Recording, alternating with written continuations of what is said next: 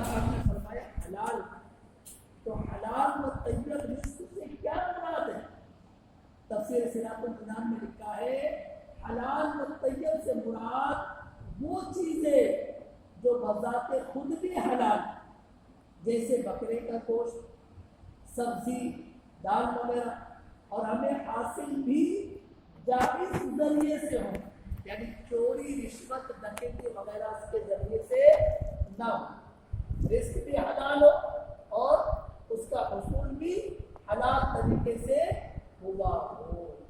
صلو علی الحبیب صلی اللہ علیہ محمد۔ حلال کھانے کی اہمیت کتنی ہے؟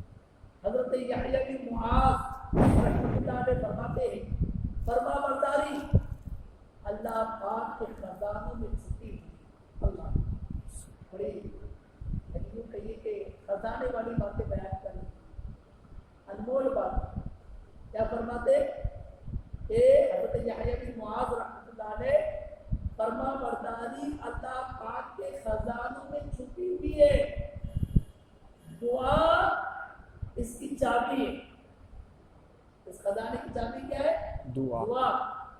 اور حلال کھانا اس چابی کے دندانے، اگر چابی کے دندانے نہیں ہوں گے تو دروازہ بھی نہیں کھلے گا، اور جب خزانہ نہیں کھلے گا تو اس کے اندر چھپی فرما برداری تک کیسے پہنچا جا سکتا ہے؟ لہذا اپنے لقمے کی حفاظت، کیا فرما رہے؟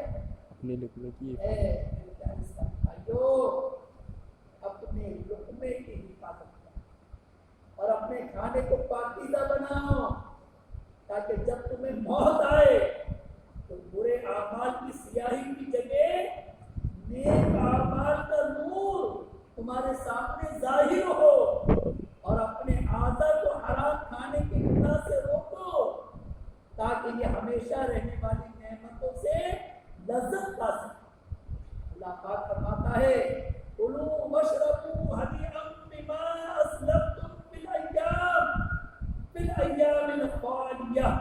ترجمہ ترجمہ پاک، گزرے ہوئے دنوں میں جو تم نے آگے بھیجا اس کے بدلے میں خوشگواری کے ساتھ کھاؤ اور پیو، اور جو حرام کھانے سے نہ بچے تو لمبے عرصے تک بھوکا رہنے کے بعد کوہڑ کا کڑوا اور گرم پھل کھائے، کیسا برا کھانا ہوگا اور اس کا نقصان کتنا شدید ہو کہ یہ دل کے ٹکڑے ٹکڑے کر دے گا اور جگر کو چیر ڈالے گا، بدن کو پھاڑ دے گا اور جینا مشکل کا۔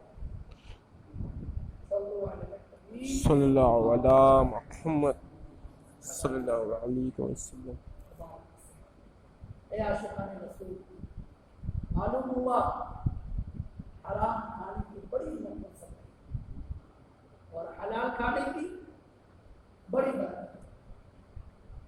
جو مسلمان اس کے حلال کما کر اپنے بیوی بچوں کو حلال کھلاتا ہے وہ پرسکون اور خوشحال زندگی گزارتا ہے۔ سبحان اللہ۔ حلال کمانے اور کھانے والے کا لوگوں کی نظروں میں خاص مقام بن جاتا ہے۔ سبحان اللہ۔ حلال کمانے اور کھانے والے کے کاروبار میں برکت ہوتی ہے۔ حلال کمانے اور کھانے والے کے گناہ معاف کر دیے جاتے ہیں اور اس کی دعائیں مقبول ہوتی ہے۔ حلال کمانے اور کھانے کے فضائل اس قدر زیادہ ہے کہ جی چاہتا ہے کہ بس بیان کرتے اور سنتے چلے۔ آئیے بطور ترغیب 4 احکام اور ان پر عمل کی نیت بھی کرتے ہیں انشاءاللہ۔ نمبر 1 ارشاد فرمایا جس نے 40 دن تک حلال کھایا، جس نے 40 دن تک حلال کھایا، اللہ پاک اس کے دل کو منور فرماتے ہیں۔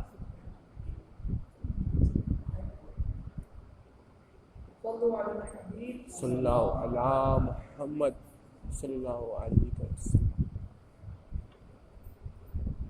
مزید ایک بار مجھے آپ کو بتاتا ہوں، صلی اللہ اللہم صلی علی سیدنا محمد وعلی آل محمد کما صلیت علی ابراہیم وعلی آل ابراہیم انک حمید مجید. کیا فرمایا حدیث پاک میں کہ جس نے 40 دن تک حلال کھایا آپ اس کے دل کو منور فرماتے سبحان اللہ. اور اس کی زبان پر حکمت کے چشمے جاری فرماتے سبحان اور دنیا و آخرت میں اس کی رہنمائی کرتے سبحان اللہ. اور ارشاد فرمایا جس شخص نے حلال مال کمایا پھر اسے خود کھایا اور اس کمائی سے لباس پہنا اور اپنے علاوہ اللہ پاک کی دیگر مخلوق جیسے اپنے اہل و عیال اور دیگر لوگوں کو کھلایا اور پہنایا تو اس کا یہ عمل اس کے لیے برکت و پاکیزگی ہے. سبحان اللہ. نور والے آقا اپنے نور سے دنیا کو جگمگانے والے مصطفیٰ صلی اللہ علیہ وسلم ایک روز صحابہ اکرام علیہ رضوان کے ساتھ تشریف فرماتے، اتنے میں ایک نوجوان قریب سے گزرا. صحابہ اکرام علیہ رضوان نے ایک طاقتور اور مضبوط جسم والے نوجوان کو دیکھا تو کہا کاش اس کی جوانی اور طاقت اللہ پاک کی راہ میں خرچ ہو. اور طاقتور تھے نوجوان، طاقتور تھے اور جوان تھے. صحابہ نے کیا کہا کہ کاش اس کی جوانی اور طاقت اللہ پاک کی راہ میں خرچ ہوتی. اب سنیں اس پر اللہ پاک کی رحمت بن کر دنیا میں تشریف لانے والے نبی صلی اللہ علیہ وآلہ وسلم نے ارشاد فرمایا اگر یہ شخص اپنے چھوٹے بچوں کے لیے رزق کی تلاش میں نکلا ہے تو یہ اللہ پاک ہی کی راہ میں ہے. سبحان اللہ. کیا سبحان فرمایا؟ اللہ. اگر یہ اس لیے رزق کما رہا ہے کہ اپنے چھوٹے بچوں کا پیٹ بھرے، اپنے بال بچوں کی پرورش کے لیے یہ رزق کی تلاش میں نکلا ہے تو یہ اللہ پاک کی راہ میں ہی ہے. اور اگر یہ شخص اپنے بوڑھے والدین کے لیے رزق کی تلاش میں نکلا ہے تو یہ بھی اللہ پاک کی راہ میں ہی ہے. اور اگر یہ خود کو لوگوں کے سامنے ہاتھ پھیلانے یا حرام کھانے سے بچانے کے لیے رزق کی تلاش میں نکلا ہے تو بھی یہ اللہ پاک کی راہ میں. سبحان اللہ. بال بچوں کے لیے نکلا تو بھی اللہ پاک کی راہ میں، والدین کے لیے نکلا تو بھی اللہ پاک کی راہ میں. اگر خود کے لیے نکلا کہ مجھے کسی کے آگے ہاتھ نہ پھیلانا پڑے اپنی ضرورت تو بھی اللہ پاک کی راہ میں. البتہ اگر یہ دکھاوے اور فخر کے لیے نکلا ہے تو یہ شیطان کی راہ میں. اللہ اکبر. اگر دکھاوے کے لیے، فخر کے لیے، نام و نمود کے لیے نکلا ہے تو پھر کس کے لیے؟ شیطان کے راہ میں. حضرت سعد رضی اللہ عنہ نے محترم نبی، اچھے نبی، سچے نبی محمد رسول اللہ صلی اللہ تعالی علیہ وسلم کی بارگاہ میں عرض کی. کیا عرض کی؟ تو آپ صلی اللہ علیہ وسلم دعا فرمائیے کہ اللہ پاک میری دعا قبول فرمائے. ہم سب کی جو خواہش ہے بے شک. ہم جب ہاتھ اٹھائے ہماری دعا قبول ہو جائے، ہماری دعا قبول ہو جائے. سنیے یہ حضرت صاحب نے رضی اللہ عنہ نے آپ آقا علیہ السلام سے کیا دعا کرنے کے لیے عرض کی کہ آقا آپ دعا فرما دیجیے کہ اللہ پاک میری دعائیں قبول فرمائے. تو نعمتیں تقسیم فرمانے والے، رحمت بن کر تشریف لانے والے آقا صلی اللہ علیہ وسلم ان سے ارشاد فرمایا یا سعد اطب مت امکا تکن مستجاب الدعوہ، یعنی اپنے کھانے کو پاکیزہ بناؤ، تمہاری دعائیں قبول ہوا کریں. سبحان اللہ.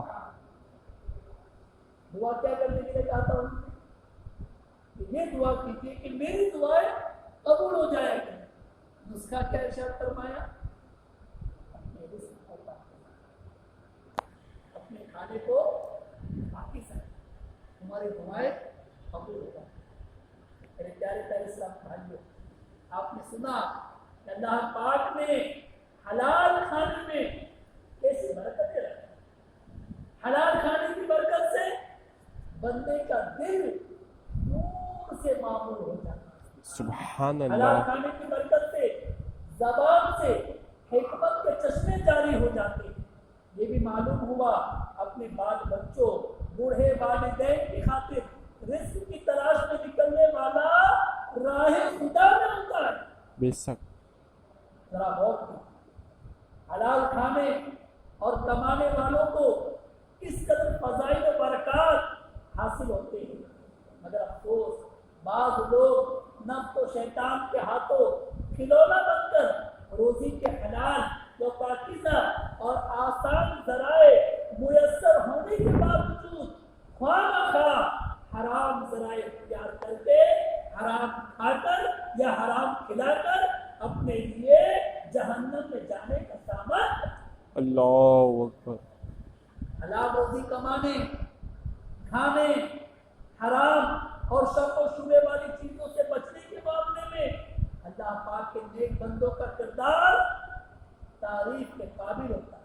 بے شک. کہ یہ حضرات رزق حلال کی تلاش کے لیے بسا اوقات دور دراز کا سفر بھی کرتے تھے.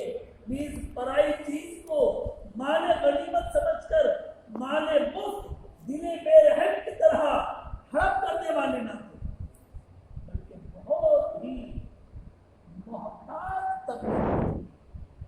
آئی بطور ترغیب ایک ایمان افروز واقعہ سن کر اس سے مدنی پھول چنتے ہیں. چنانچہ مکتبۃ المدینہ کی کتاب عیون الحکایات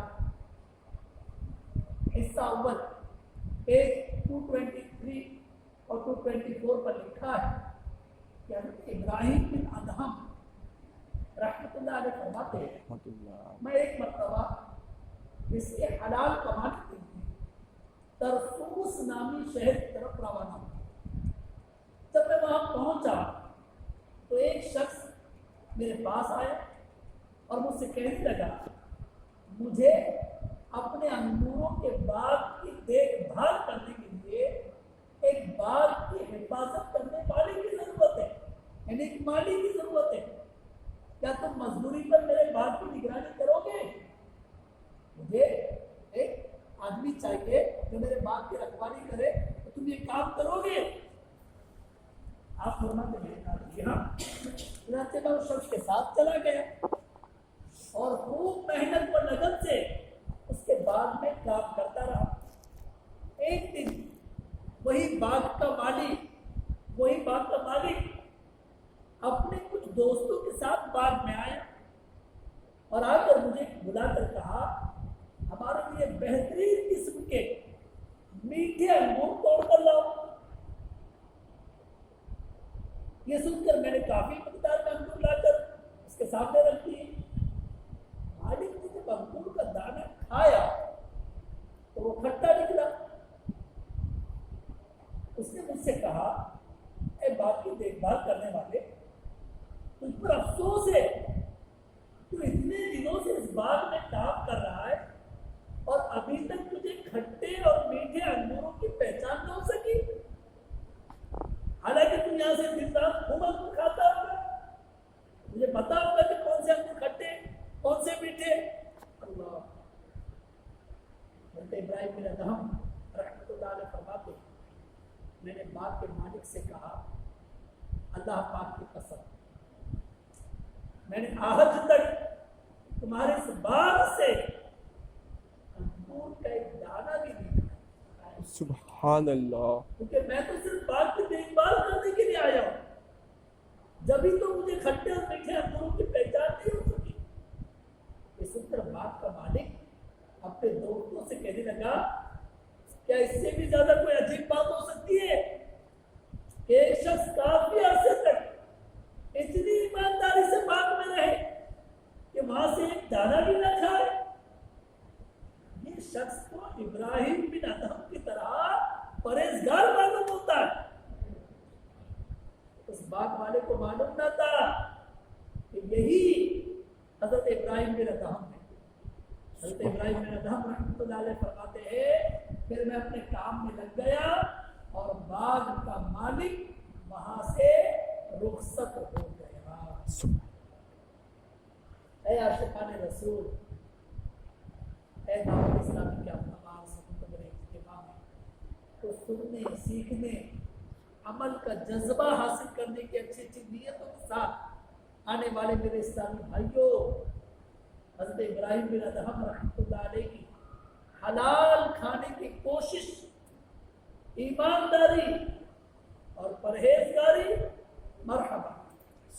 آپ رحمۃ اللہ علیہ چاہتے تو اللہ پاک کی بارگاہ میں دعا کرنے سے آپ کو آسانی سے اچھے اچھے کھانے عطا کر دیے جاتے ہیں.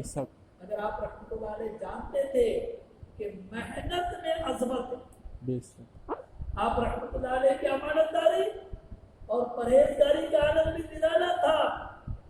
باوجود یہ کہ انگوروں کا پورا باغ دیکھ بھال کے لحاظ سے آپ کے قبضہ و اختیار میں تھا، آپ چاہتے تو باغ میں لگے انگوروں سے بھرپور طریقے سے فائدہ اٹھاتے، مگر آپ رحمۃ اللہ علیہ ان لوگوں میں سے نہ تھے جنہیں حرام و حلال کی کوئی پرواہ نہیں، جو امانتوں میں دھوکہ کرتے ہیں اور جن کی نظریں دوسروں کے مال و دولت پر ہی لگی رہتی ہیں. بلکہ آپ رحمۃ اللہ علیہ تو حلال کھانے کی اہمیت و فضیلت سے بخوبی واقف تھے. سبحان اللہ. اللہ پاک ان حلال کھانے والوں کا صدقہ